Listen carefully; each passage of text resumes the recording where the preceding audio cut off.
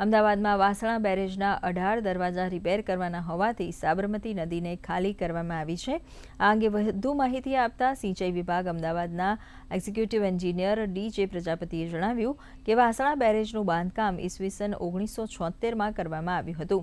50 વર્ષથી વધુ સમય થતાં 18 જેટલા દરવાજા બદલવાની કામગીરી હાથ ધરવામાં આવી છે। આગામી ચોમાસા પહેલા કામગીરી પૂર્ણ કરવામાં આવશે।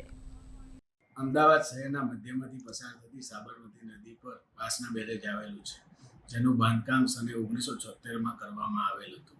બેરેજ પર કુલ 30 જેટલા દરવાજા આવેલા છે, જેને 50 વર્ષ કરતાં વધારે સમયગાળો થયેલ છે, જેમાં અંતે સિંચાઈ વિભાગ તેમજ યાંત્રિક વિભાગ દ્વારા બેરેજની સલામતીને ધ્યાને રાખી અને આ વર્ષે 18 જેટલા દરવાજા બદલવાનું આયોજન કરવામાં આવેલું છે, જેનો સમયગાળો સરકારશ્રી દ્વારા 1/4/2026થી 15/6/2026 સુધીનો મંજૂરી કરવામાં આવેલો છે।